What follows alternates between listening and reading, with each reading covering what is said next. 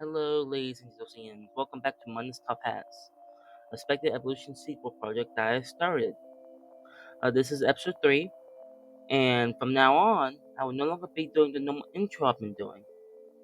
If you want to see the intro, go back to episode 0, the introduction. But this episode will be focused on the species, hamster species to be exact, of the early Planticium epoch. For the first species we're going to be talking about are the major herbivores of Mundus talpas. Also, I will not be saying the scientific names since I will not be able to pronounce them. The biggest herbivore on the planet is the Brodon. The Brodon is also the biggest animal on the planet. They are offshoot of the old Gantus gentlis species. They put all points of being huge to the point where even the biggest carnivores cannot even take them down. Brodon lives in herds of 10 to 25 members, and these herds are called damans. They evolved to be super large. They mainly eat shrubs and grasses, live in the safety of damans. Their fur evolved to stay brown in color in order to camouflage in dirt in case the bigger predators go into groups to hunt them. Next, the tunneling hamster. In the current era, lots of plants have taken root, pun is intended, all over the planet. And these hamsters took advantage of the roots as a food source and started to dig under the ground into the soil in order to eat the roots. These hamsters evolved a ferocious lifestyle to reach these roots. The burrows may also act as shelter from the elements and from predation. To help this, the front limbs have elongated and the claws have lengthened. The first three digits have evolved long, thin claws for handling food and digging soft soil, whilst the fourth is the broader and used to chip rocks and dig in the harder, rougher soil below the soil. When two burrowing hamsters mate, the mother guards young in its burrow and the father stays to help the young and gathers food. Once the babies are born, they stay for the mothers for a few weeks and the father leaves. After the babies are sent out to live on their own. Next is the nanite. The nanite is a descendant of the Amarbo species. They evolved to be nocturnal in order to avoid predation from large spiders. Next episode. Mainly live in the islands next to the Amar coast, the biggest continent on the planet. They evolved to be small and also evolved larger eyes to see in the dark, but they still evolved longer tails and maintain balance in the canopy of tall trees. Next is the harrow. The harrow are small herbivore hamsters that is an offshoot from Gantus gentlis. They stayed near rivers eating seaweed and shrubs that grew near the rivers.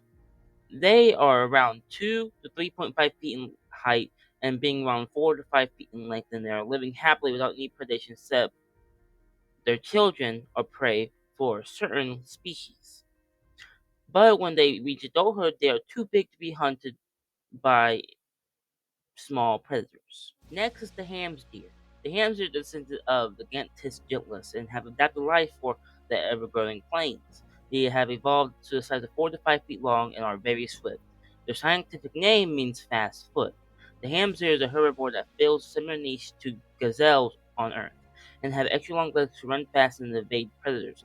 Their incisors have thinned into pointed teeth for stripping grass from the base of the ground. Next is the flying hamsters. Flying hamsters live in the forests off the coast of Mars where the giant spiders live. Because of the spiders, the hamsters became prey, and so some of them began to jump out of trees in order to escape the spiders. Because of this, they started to develop wing-like structures in order to help them to fall safely. Now they can glide in the forest. They normally live in very small groups of three, since normally they help their young and also stay with one mate for life. And now on to the carnivores of the planet. The biggest carnivore is called the gigon. The gigon is a fast pack hunting pursuit predator who runs and chases their prey until they run out of stamina, similar to wolves and lions on Earth. The gigon evolved from the first predators on the biggest continent, called the Mar, and they evolved to be in packs of 4 to 8 called prigors. There is normally one main matriarch who leads the pack. The females look identical to the male except for the gender and their pheromones.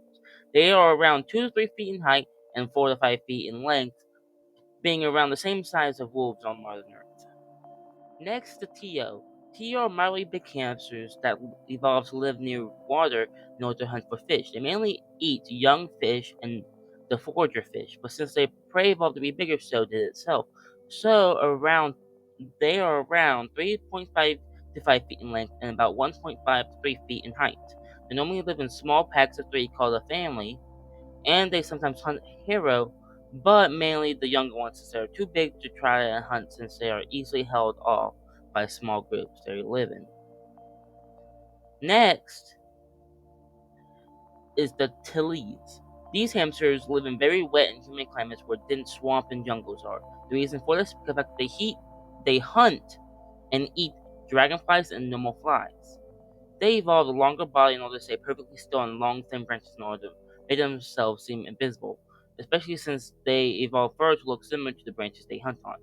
They are very solitary and very territorial, but the only time they leave their territory is when it's time to breed. That's when they use their tongues to catch most food in order to please the females they want. Next is the blood scavengers. They evolved in the early Pleistocene era and it descended from the first carnivores. They have taken a similar niche to the scavengers with no large carnivores after the seeding. A race began to the top predator was imminent. But before the predators have fully evolved and become widespread, the ground was littered with the bodies of dead hamsters, with nothing but the worms and fungus to eat. Some hamsters saw this metaphorically and got to work, eating the dead bodies, becoming the first scavenger vertebrates. They evolved a hairless face and hairless paws, and has not to get bits of raw meat caught in the hairs. This is the trait in iconic features. So much so that its scientific name translate to the hairless cleaner. Its red fur is to blend in with dead meat, and also since it's dark of the night or the dark of the forest understory. It acts as a mediocre camouflage when they are growing to mating age. They grow white fur patterns on their backs, signal they are ready to mate. Next, the scapal tooth. The front pair of incisors have reduced to the level of auxiliary incisors in the top jaw of the great scapal tooth. This coincides with the larger head and abnormally large incisors on the bottom jaw, giving it a punishing bite that punctures the internal organs of any small prey animals, or the jugular of a large animal. Though they have attained large amounts of muscle, at least in comparison with their ancestors, they still remain small, reaching about 10 kilograms at maximum size male. Native to the desert coastal scrubs of Kadad, they evolved their local ecosystems, each laying claim to extensive territories. And lastly, the pelican hamster. Pelican hamster is a small hamster no bigger than a guinea pig, which specializes in the consumption of small fishes, snails, and fish fries. Its large, forward-facing eyes are critical for judging the appropriate distance and depth of its prey, in which, when it catches, it stuffs its pouch still alive, where it asphyxiates. It only begins eating after it has left the water, which it does when its pouch is full. Native to Mazara, it, it itself has many predators, such as redwood gar, but enjoys prosperity in both coastal and riparian zones. By the way, redwood gar is a newly evolved fish. And now, that is all the hamster species of the early and Pleistocene epoch. I would like to thank you so much for watching. Please like and subscribe. We do have a Discord, the link will be in the description. And I'd like to thank you so much for watching. I shall see you in the next episode where we'll be checking out the insects of Mundus talpas.